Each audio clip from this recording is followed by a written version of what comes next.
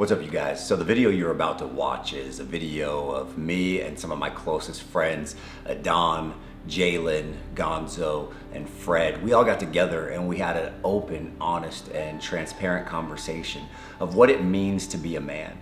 During this conversation, we share about our upbringing, our childhood, being bullied, getting in trouble, and a whole list of other things that we believe will be encouraging, edifying, and really just valuable information. We want to create an atmosphere where we're really sharing from pain points, being just completely transparent. I believe that when you are real, it gives other people the permission to heal and to really understand and dive deeper into some of the issues that they've personally experienced. And again, that's kind of the goal of everything that we're talking about. So you guys check this video out. Let us know in the comments if any of these topics or issues really spoke to your heart.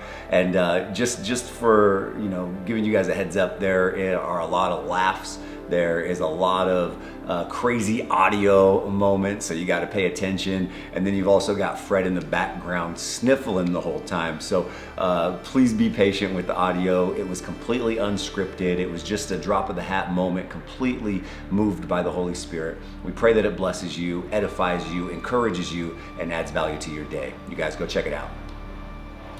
So I guess the conversation and the talk, and we're just talking a little bit about what's going on around the nation, really around the world, but just sharing some of our personal experiences with bullying, with growing up. And I guess I could start with just kind of setting the pace. I grew up in the 90s, and the 90s were a different time. I do have young kids who have grown up in the 2000s, and so I'm able to relate and stay in tune with what they're going through. They do a great job of communicating the issues and things that they're experiencing. And growing up in the 90s, you guys can agree that things were different. Times were different. I feel like we were a little bit more rough around the edge. You got away with a lot more stuff. It wasn't uncommon to see fist fights or to walk down to the park, slug it out, and then come back best friends. It's not what you see these days. It's not what you see these days. So I'm going to open the table. I would love to hear some of your guys' experiences and what God puts on your heart. I guess I'll start. I coming from a actual experience of being bullied. I actually was bullied for a good part of a year, I would say. This would be considered high school in Venezuela, where I grew up. Part of the reason is because I was 2 years younger than everybody else, and so I think naturally kids just picked on me because I was an easy target, right? Yeah. But what I think about is, I thank God that I didn't hold on to that rage and that anger and just wanting to retaliate against whoever did me wrong. And I just think about what we're seeing these days of kids literally holding on to something for so long until it's too late. Yeah. And crazy stuff happens. Now, I attribute a lot of that, like Adon was saying earlier, to the discipline that my grandpa, mostly my grandpa, brought me up on. I think that was a strong foundation for me to understand what hill is worth it to die on or not, right? Like when to choose to fight, not to fight, when it's better to just get away from it. But I feel for the kids these days because I believe in my heart, I think it has a lot to do with how they're being raised at home. I think that's where the root of the issue is. Yeah. But also a lot of these kids are just dealing with trauma from being bullied and picked on and just neglected. And I don't know what the solution is, but I definitely I have empathy. I sympathize with them because it's not easy, and not everybody deals with pain the same way. So I got a question. Actually, you just brought this up. Out of everybody here, were you disciplined? As a kid, how were you disciplined as a kid? I was known to get whooped. Okay. Probably like 3 times out of the week. Gotcha. Out of all my family, there's 5 sisters, 3 boys. I was the one that got hit all the time. Yeah. And I think that kind of it's part of me getting bullied. seeking for wisdom, seeking and how to confront that. I wasn't good at communicating. But at the same time, my dad was teaching me how to be disciplined and how to understand when I do wrong, you have to pay for your actions. And one of the biggest things that he told me, this is a funny story, but my dad probably stopped spanking me till he was 13 because he realized it didn't hurt me anymore. And I remember one day I just looked at my dad, probably like 15, right when I started getting into boxing, and I looked at him and I said, "Dad, thank you for disciplining me." And he was like, "Wait, what'd you do?" I was like, "Nothing." I was like, "I just want to say thank you." Because that was something that just, it made me realize how much he loved me. And I was able to see other people in my block, or people that grew up that didn't get disciplined. And I remember for the longest I didn't understand, "Dad, why are you hitting me for every little reason?" And then he would even say, "If your little brothers get in trouble, you're in trouble." So a lot of the times I got disciplined. So that just already helped me to think more than just of myself, but to think about my family, think about my brothers. So a lot of my actions were taken like, okay, let me think about this first. Like when friends would go out and go drinking or something, or go to a house party, I remember the words that would come out of my mouth, and I would tell them, "Hey, I can't because my brothers look up to me." Wow. And yeah, I think that's something that I to this day, I thank my dad. My dad he's my hero. So, yes or no question. Have you ever been in like a little bit of trouble? Yeah. So yeah, did you learn from that mistake? And did you ever repeat the mistake you made?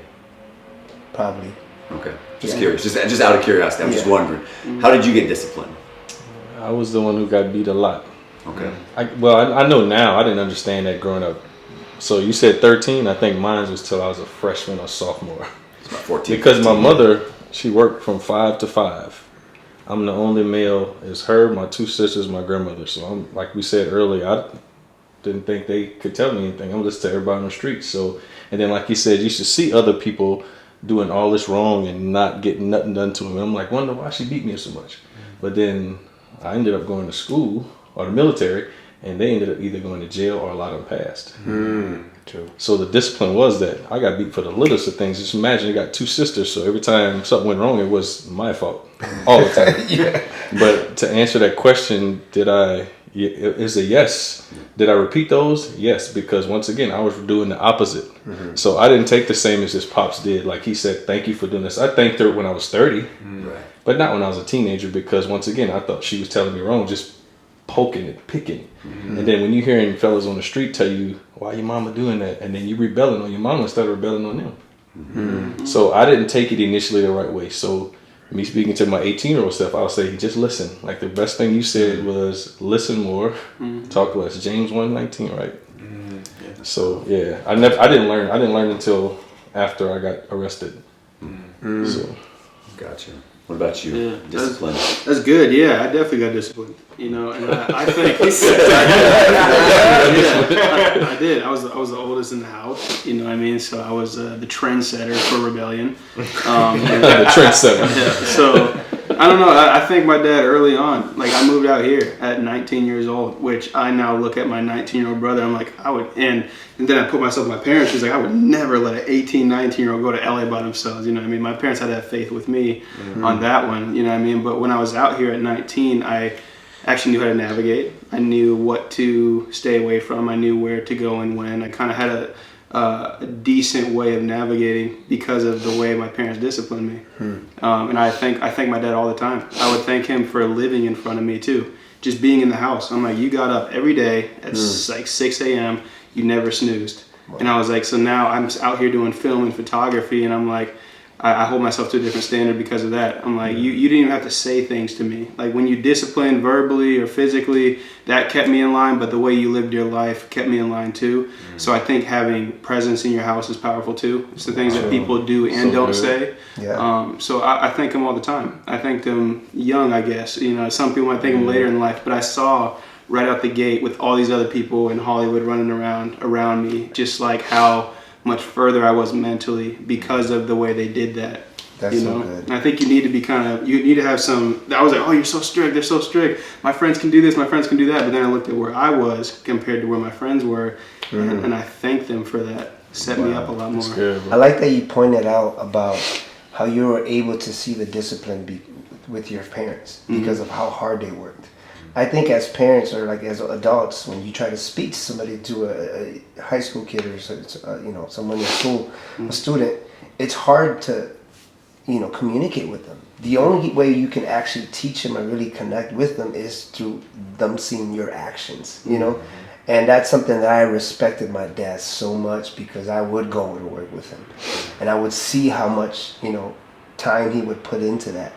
And that was also something that just helped me understand it, because it didn't matter how many times he told me. I'm just like, yeah, Dad, I'm gonna do it. Okay, yeah, But when I seen him working, and then seeing him come back late, and then seeing him wake up every day 5 a.m. or whatever it was, trying to feed 8 kids, and sometimes he would be the last one to eat, just certain things, and I was just like, Wow. okay, I get it, That's big. So it's good that you That's said all that. foreign. Man. I got questions like to go around too. Single parent family that you grew up in? Single-parent. So single mom. So all that's foreign to me. Okay. So mom and dad? Mom and dad. Gonzo? Parents got divorced when I was about 8 or 9, and I stayed with my mom for majority of the time. Okay. Both parents. Mom and dad. Gotcha. That's good. So I'm just taking in all this information, right? Single mom. Lots of dudes in and out the house. Would you grab that Bible, actually? I don't mean to disrupt. We can cut that. I want to obviously use the Word of God in just a moment. But as I'm just kind of taking inventory, we're representing such a diverse group right now, right? We've got Latinos. Is that what y'all like to be called? Latinos? Or Hispanics? What do y'all like to be called? I don't know. That fits, bro. We're a diverse group in not only race, but also age, also socioeconomic status. We got a dude who grew up in another country, right? You have a lot of ties back home, you know what I mean? Chicago, you know what I mean? Chicago. Omaha, Nebraska, Louisiana, right? Oh, wow. I'm from. You don't hear the accent when he starts talking about. Oh, yeah, he starts. Oh, let me tell He you. starts talking like Bobby Boucher over here. The water boy. We got the water boy over here. But I'm from the Northwest, right? And so we also, I mean, you probably grew up around more black people than any of us in Chicago. You know what I mean? I grew up and you too, down in the South. I grew up in the Northwest. I went to a school, I was literally the only black kid in an entire school my sophomore year. So I'm just looking at how we all differ, but also we're all brought together as the body of Christ, as brothers in Christ, as children of God. And I think that we bring a lot to the table, and so we can't run from Scripture. But it's interesting how we're talking about discipline, right? How we were disciplined. I didn't have much discipline, right? So I'm hearing your guys' stories. I went to prison, right? Like, I didn't have discipline. You're talking about your friends who were dead or they were off. I was one of those guys, and I lacked discipline. So if we're taking a poll and we're looking at each individual, okay, discipline, lack of discipline. Let's talk about your guys' track record. Though you might have gotten into some trouble, low level, you were able to turn that around, learn, grow from it, and turn that into a positive. Sure. And that comes with this aspect of discipline, because maybe in the past when mom or dad would spank your butt, you try not to do the same thing over. So when there is discipline inserted at a young age, when you do maybe fall astray or you fall away from the word or the path, you bounce back once you receive that discipline, right? Sure. And it might take some others longer, right? It said you weren't till you were 30 till you realized it, but you at a younger age, right? And it's different for each of us. But it goes back, we read this morning, it was Hebrews chapter 12, right? Hebrews chapter 12 talks about discipline. And bear with me as I flip through this tiny Bible. By the way, this has got the tiniest writing I've ever seen in my entire life. Jalen, thank you. JJ. I love this. So it says in verse 4 of chapter 12 in Hebrews, it says, in your struggle against sin, you have not yet resisted to the point of shedding your blood. And have you completely forgotten this word of encouragement? This is it right here. Verse 5. Have you completely forgotten this word of encouragement that addresses you as a father addresses his son? It says, my son, do not make light of the Lord's discipline and do not lose heart when he rebukes you, because the Lord disciplines the one he loves and he chastens everyone he accepts as his son. Mm-hmm. How many of us truly receive that discipline and run with it? right? How many of us, when we run into something, some kind of discipline from the Lord, we look at it as God doesn't love me, or he's mad at me, or he's upset with me, right? Just like little kids. I use this example often. If my kids come to me and they ask me for something, I know best as their father, right? As a loving father, I try to know my best. But I'm going to keep them from doing something. I'm going to protect them or redirect them. They don't always take it as that. And so what they'll do is they'll get upset and they'll run to their room, slam the door, and scream in their pillow, I hate you, or they'll be behind the door flipping you off, or you know what I mean? Heaven forbid, none of my kids would ever do that, but you know how they portray kids on movies who aren't getting what they want. It's like this picture of a kid. And that's a picture of a lot of us as followers of Christ, right? When we're receiving discipline, we'll turn our back on God. Well, I'm not going to read my Bible, or I'm not going to get in prayer. And it's like, who is that hurting, right? He's disciplining you because he's trying to change you, because he loves you, he's protecting you, he wants to pull the best out of you. And we look at correction and discipline as if it's a bad thing, but it literally says right here that he's disciplining us because he loves us and sees us as we're his children. Wow, that's good. Yeah. It's because there's a path that we should go and can go with him, and whenever we get a little bit off track, he just kind of puts us back in. It's just that correction because he loves us.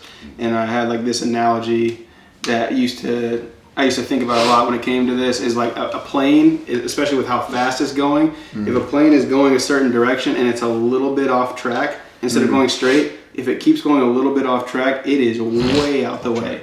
It's not like just still right by that line. Like if it's a little bit aimed right, you're way out the way from where your destination was supposed to be. And so God has to keep correcting you, because if he doesn't, you're going to be way off track. So he corrects you over and over and over. And it says, don't despise discipline. Like you shouldn't despise discipline. You should want wisdom. You should want understanding, because you don't know the path. You know what I mean? So you don't know how far off track you'll be. For a long time, I did exactly what he just said. The opposite of what you said. Anytime I felt like I was being disciplined by the Lord, I just went completely the opposite way, because I didn't know no better. Best way to explain it was I still was spiritually immature. And granted, I'm probably not fully mature in Christ yet, but I'm far better off than I was even 2 years ago. 2 months ago. 2 weeks ago, bro. 2 days ago. 2 hours ago. Since he's been here, he's matured. I think I'm mature. But that's true though, man. It makes so much sense. And he can attest for where I was a year ago. He can be my confirmation on what God has done. Granted, there's a lot left to be done. I do speak less. I do listen more. That was one thing that he worked with me on. But I don't run away from it no more, because I look at it as a sign that, okay, he has my attention now. Yeah. So it's time for me to get back on track. So it's a lot different. It doesn't always feel good, but it's not supposed to feel good all the time. Exactly. Well, it says like working out. Yeah, that's what it says. Yeah, definitely like working out. It says no discipline in the moment will feel pleasant, but it's like he was saying, in retrospect, when you think about and reminisce or just even ponder about the things that God actually kept you from.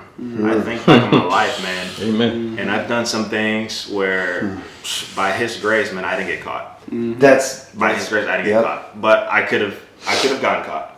I could have very well gotten locked up. I mean, for whatever A, B, C, or D thing that I did. But His grace just kept me. His mercy covered me.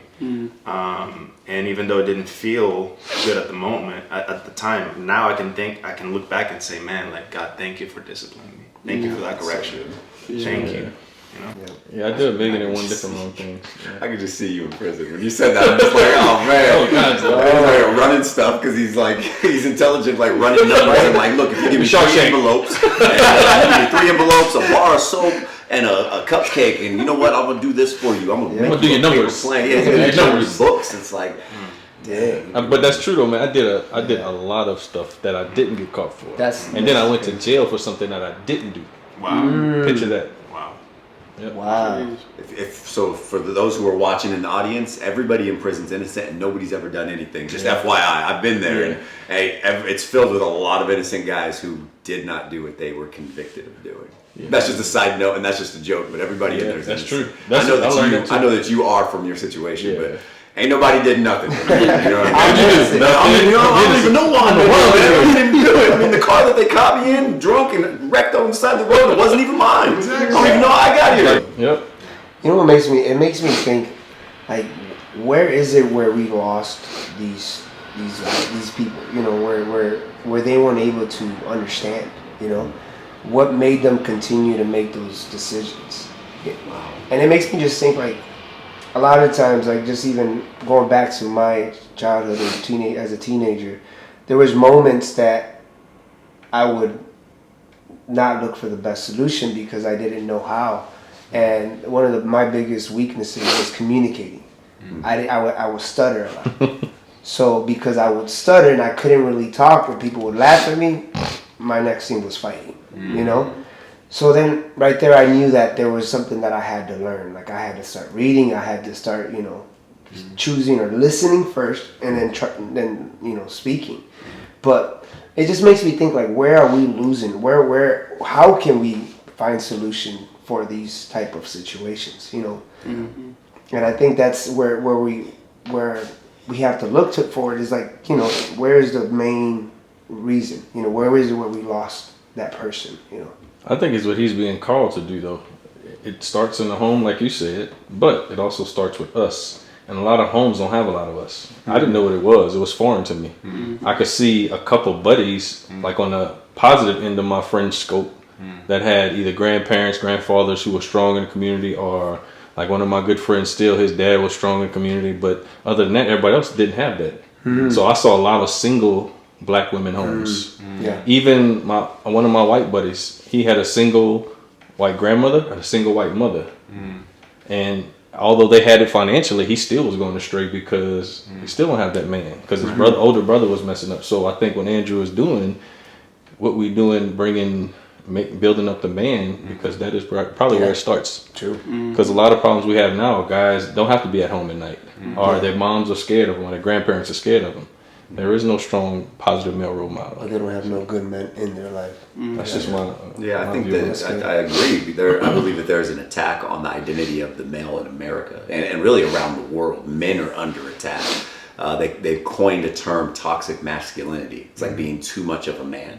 I believe that it gets back to biblical principles and standards of what it means to be a man. Being a man doesn't mean being a bully, being hard-hearted, being rude, disrespectful, or emotionally detached. We look at Jesus as our example of what it is to be a man. Jesus wept. Jesus was empathetic. Jesus experienced every temptation known to man, yet remained victorious. Jesus grieved. Jesus was betrayed by one of his best friends. Jesus experienced all those things, yet remained a man who was humble, who was loving, sacrificial, and was a servant. And so I believe it's reinstilling this idea of what it looks like to be a man, and it's to be like Christ, to be Christ-like. When we return Christ to the center of the home, then and only then will the homes begin to heal. And it starts, I personally believe, with open, honest conversations that we're having like this, centered around masculinity, centered around being a man, what it looks like, areas that we were failed. Because we can all sit here and say that there were areas, as much as our parents loved us and did the best they could, there were areas that might have failed. Maybe we weren't loved enough by our fathers. Maybe he didn't show enough emotion. Maybe he was a little bit too harsh or too strict. Maybe there wasn't enough touch, right? Because positive male touch is an important thing too that's not talked about. So especially in a lot of homes, the man is the man. He shows no emotion. He doesn't give too much physical touch. He's very strict and stern. It's good to have a man, but you also have to have a man who's operating under a biblical standard and under biblical principles, who shows you, leads by example, and demonstrates what it is to be a man. So I mean, that's the hill that I'll die on. That's the mission and the vision that God's given me, is that it starts with us, and it starts stuff just like this. Yeah. That's good. And I think it's just like, I want to, and I love that you mentioned that, just kind of having that Christ-like mentality, and how we can make it easier for young men to understand that. You know, how do we make that easier for them to know that, wow, I can actually do that. I can actually follow that life. It's not that hard.